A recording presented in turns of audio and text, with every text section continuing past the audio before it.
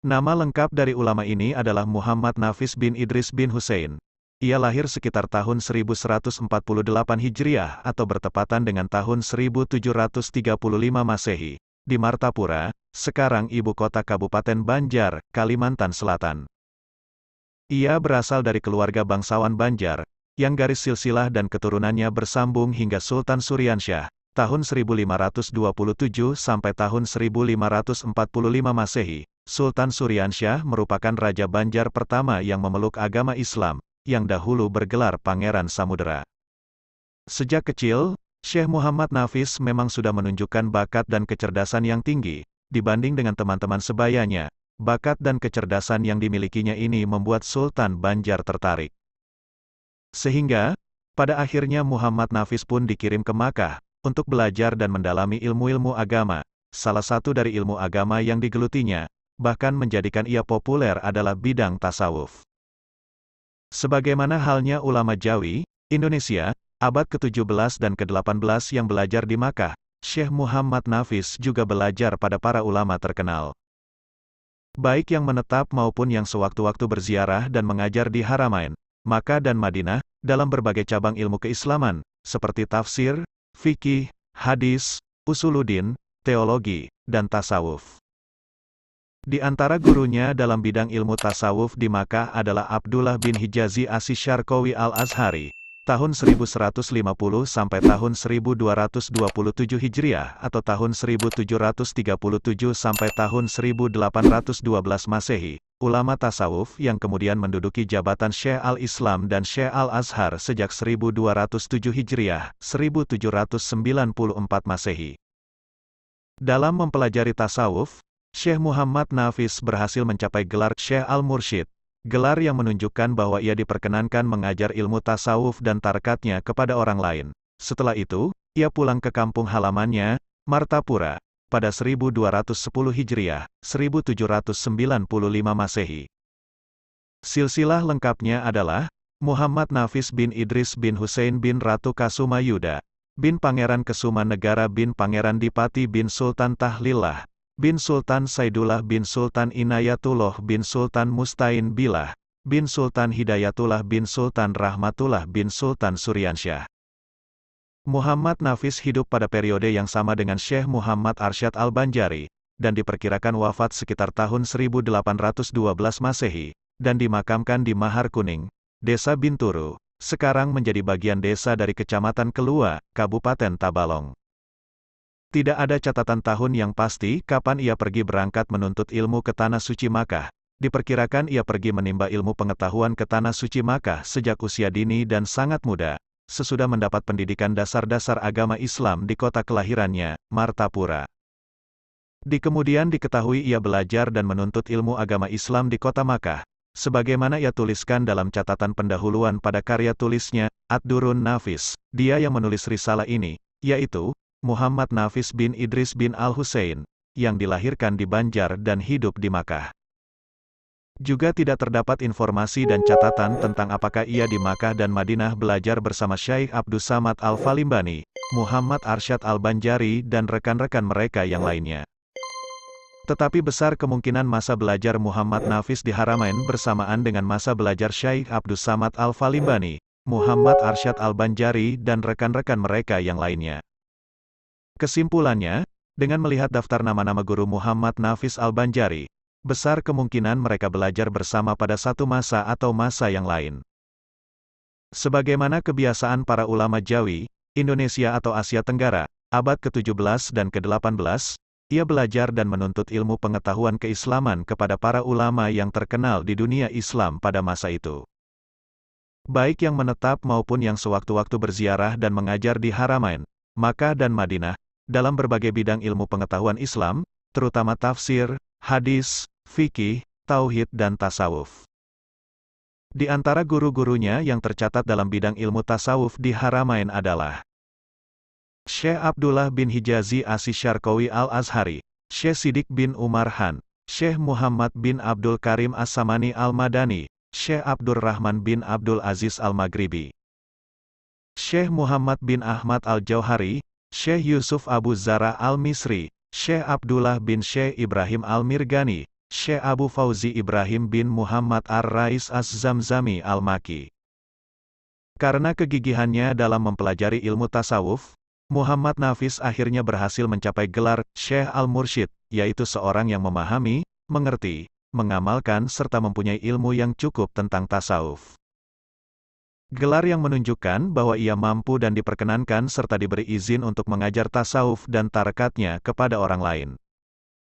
Karena seringnya melakukan dakwah ke pedalaman, ia hanya sempat mengarang sedikit kitab, yang sampai sekarang yang terlacak hanya 2 buah kitab saja, yaitu Kanzus Sa'adah, yaitu kitab yang berisi tentang istilah-istilah ilmu tasawuf. Kitab ini belum pernah dicetak, masih berupa manuskrip. Ad-Durrun Nafis, yaitu kitab yang berisi tentang pengesahan perbuatan, nama, sifat dan zat Tuhan.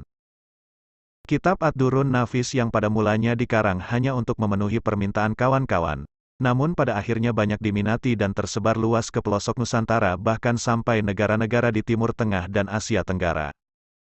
Menurut seorang yang kasyaf mengatakan bahwa kitab Ad-Durrun Nafis berisi bagian dari ilmu para wali Allah, barang siapa mempelajarinya, maka ia akan dicatat oleh para wali sebagai bagian dari mereka. Ini merupakan salah satu karamah dari penyusunnya, yaitu Syekh Muhammad Nafis.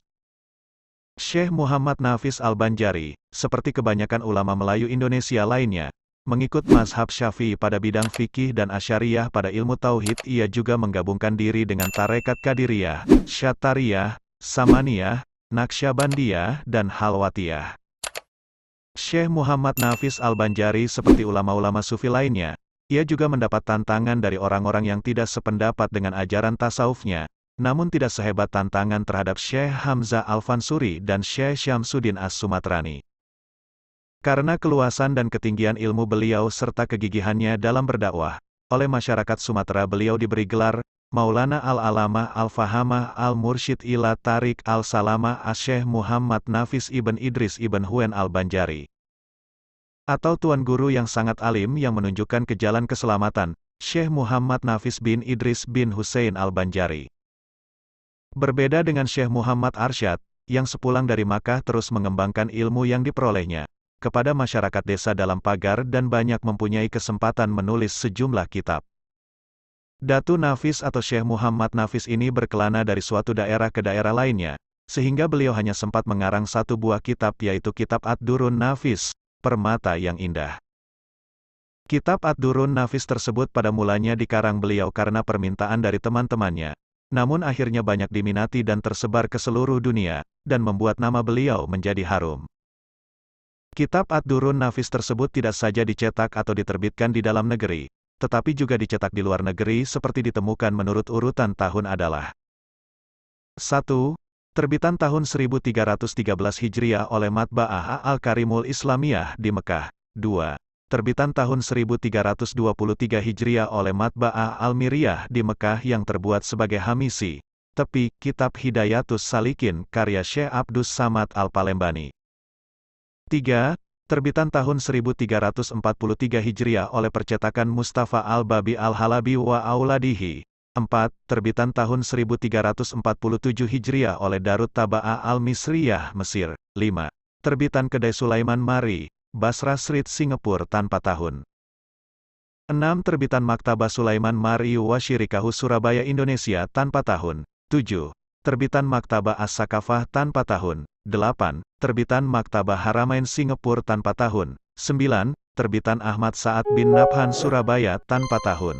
10. Terbitan Maktabah Salim Nabhan Surabaya tanpa tahun. Kitab yang berbahasa Melayu ini merupakan kitab kecil dan tipis, tetapi isinya sangat padat, yaitu berisi ajaran tauhid yang tinggi, yang menjelaskan tentang keesaan Allah dari segi zat, sifat, asma dan afal, tujuannya untuk melepaskan segala macam penyakit hati. Tetapi kitab ini tidak bisa dipelajari oleh sembarangan orang, kecuali orang yang sudah mantap fikih, tauhid dan marifatnya. Untuk menulis kitab ini Datu Nafis di samping menggunakan bahan yang diperolehnya dari guru-guru beliau, juga menggunakan literatur sebagai pengambilan antara lain. 1. Muhammad bin Sulaiman Al-Jazuli Syarah Dalailul Khairat. 2. Abdullah bin Hijazi Asy-Syarqawi Al-Misri Syarah Wirdu Syahrin. 3. Abdul Wahab Asy-Syarani Al-Jawahir Wad Durar. 4. Muhibuddin Ibnu Arabi Futuhal Makiyah Fususul Hikam. 5. Abdul Ghani An-Nabulusi Syarah Jawahirun Nusyusyu fi Hali Kalimatil Fusus. 6. Ibnu Athaillah Al-Iskandari Al-Hikam. 7. Ibnu Raslan Syarah Hikam. 8. Ibnu Abad Syarah Hikam. 9. Abdul Karim Al-Jili Insanul Kamil. 10. Sidik Ibnu Umar Syarah Qasidah Ainiyah. 11. Sayyid Mustafa Ibnu Komarudin Al-Bakri Wirdi Syahrin. 12. Syekh Muhammad bin Abdul Karim As-Samani Al-Manhah Al-Muhammadiyah. Iqosatul Lahfan, Anwanul Jaluwah fi Syanil Halwah. 13. Abu Hamid Al-Ghazali Ihya Ulumiddin, Minhajul Abidin. 14. Abdullah bin Ibrahim Mirgani Mukhlis Mukhtasar Tuhfah Al-Mursalah. 15. Abdul Karim Al-Kusyairi Risalah Kusairiyah. Dalam kitab tersebut beliau menyatakan bahwa beliau pengikut mazhab Syafi'i dalam fikih, Imam Asy'ari dalam hal tauhid, Imam Junaid dalam tasawuf, Qadiriyah tarekatnya, Syatariyah pakaiannya, Naksabandiyah amalannya, Halwatiyah makanannya dan Samaniyah minumannya. Salah satu karomah dari Datu Syekh Muhammad Nafis Al-Banjari, selain itu kubur beliau pernah berpindah dengan sendirinya 4 kali dari Kota Baru, Pelaihari, lalu Martapura dan terakhir di Kelua. Dan inilah yang sering diziarahi orang sampai sekarang. Tepatnya di Mahar Kuning Desa Binturu Kecamatan Kelua Kabupaten Tabalong Tanjung, beliau wafat sekitar tahun 1200 Hijriah atau 1780 Masehi. Di satu pihak kitab itu dilarang atau diharamkan menggunakannya, di pihak lain ternyata lebih banyak surau ataupun masjid serta di rumah-rumah orang yang mengajarkannya.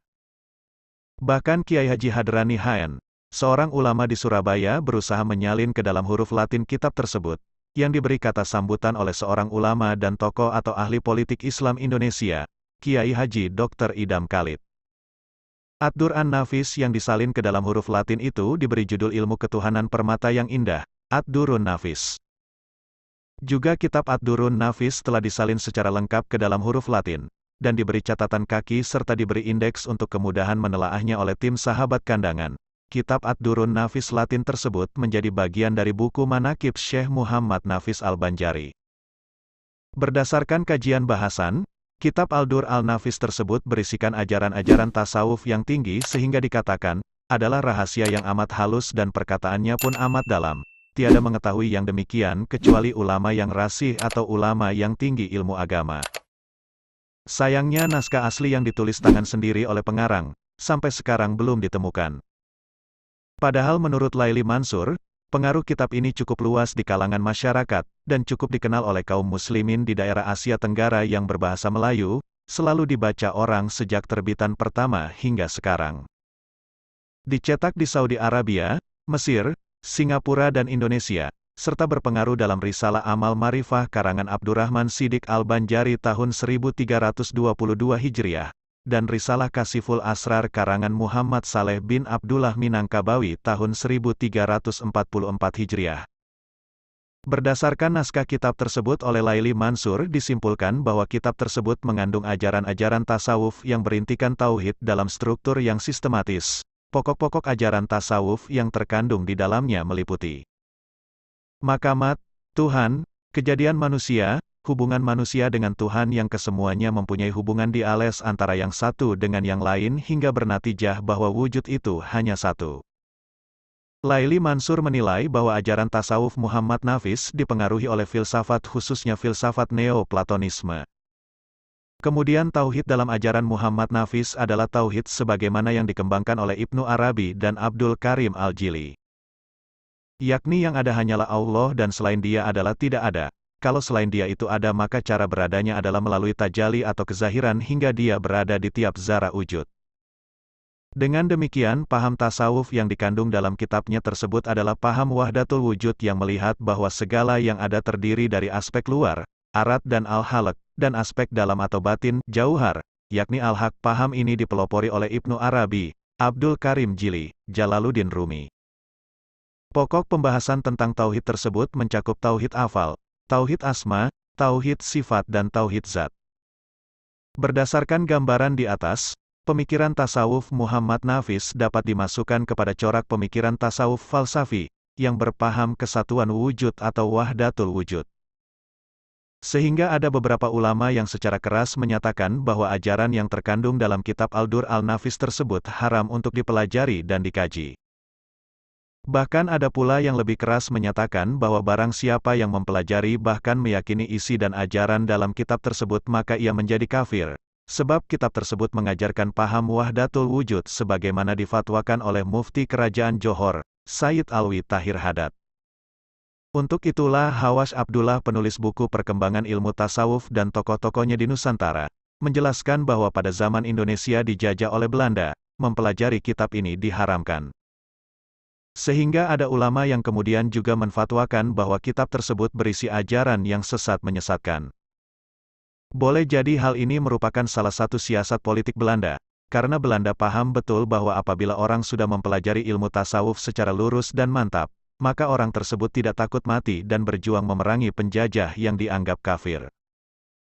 Hawash Abdullah pada tahun 1972 juga pernah melakukan pelacakan ke berbagai daerah, kepada para ulama untuk mengetahui secara pasti tanggapan mereka terhadap isi kitab tersebut, seperti di Pontianak, Kalimantan Barat. Sayangnya di antara ulama yang mengecam kitab tersebut ada yang belum pernah membaca atau mempelajari kitab Al-Dur Al-Nafis, tidak mengetahui secara pasti isi kitabnya dan bagian-bagian mana saja dari kitab tersebut yang dianggap salah dan menyimpang. Karena itulah selanjutnya argumentasi kelompok yang mengharamkan dan menganggap kitab Al-Dur Al-Nafis sesat adalah lemah. Sebab kalau kitab Al-Dur Al-Nafis tersebut menyesatkan, mengapa ia dipelajari oleh para ulama di Nusantara sejak beredarnya tahun 1200 Hijriah hingga sekarang? Belum seorang pun di kalangan ulama sufi yang mengatakan bahwa kitab ini tidak berdasarkan Al-Quran dan hadis.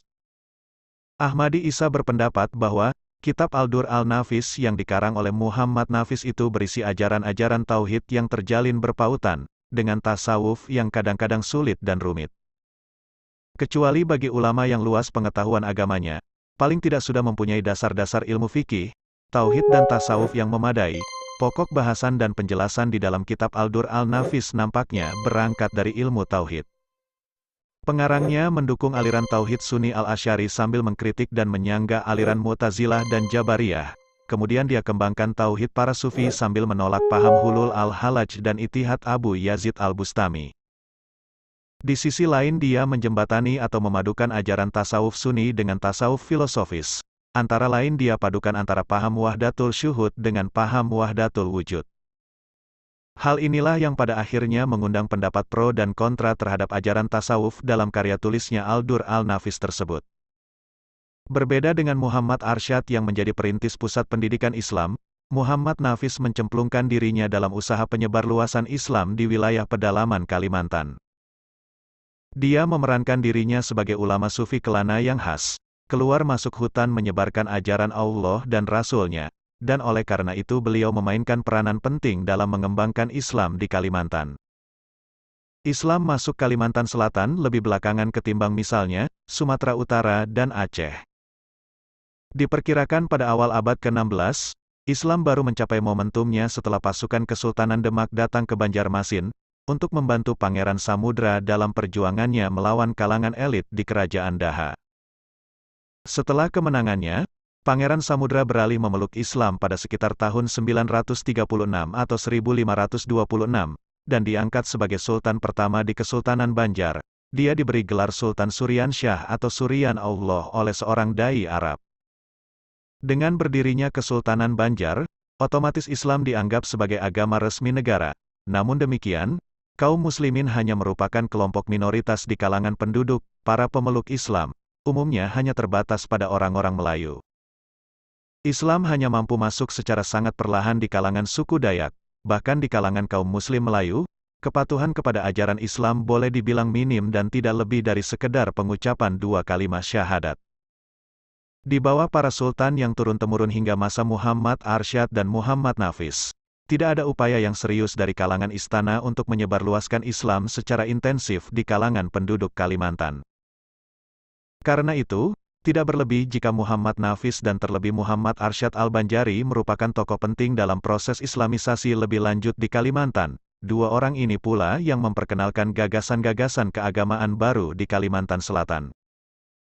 Nama kitab Dur Al-Nafis sesungguhnya amatlah panjang. Lengkapnya, Kitab yang ditulis di Makkah pada 1200 Hijriah, 1785 Masehi ini, Dur al-Nafis fi Bayan Wahdat al-Afal al-Asma, wa al-Sifat wa al-Zat al-Taqdis. Kitab ini berkali-kali dicetak di Kairo oleh Dar al-Taba'ah, 1347 Hijriah atau 1928 Masehi dan oleh Mustafa al-Halabi, 1362 Hijriah atau 1943 Masehi, di Makkah oleh Matba'at Al-Karim Al-Islamiyah, 1323 Hijriah atau 1905 Masehi, dan di berbagai tempat di Nusantara. Kitab ini menggunakan bahasa Jawi, sehingga dapat dibaca oleh orang-orang yang tidak faham bahasa Arab. Kontribusi Muhammad Nafis Al-Banjari dalam membangun Islam di Banjar sangatlah besar, tak aneh kalau kemudian ia diberi gelar Maulana Al-Alamah Al-Fahamah Al-Mursyid ila Tarik As-Salamah. Atau yang mulia, berilmu tinggi, terhormat, pembimbing ke jalan kebenaran, sebagai bentuk penghormatan masyarakat atas jasa-jasanya, menimbang pencapaian dan prestasinya, gelar itu memang tak berlebihan baginya.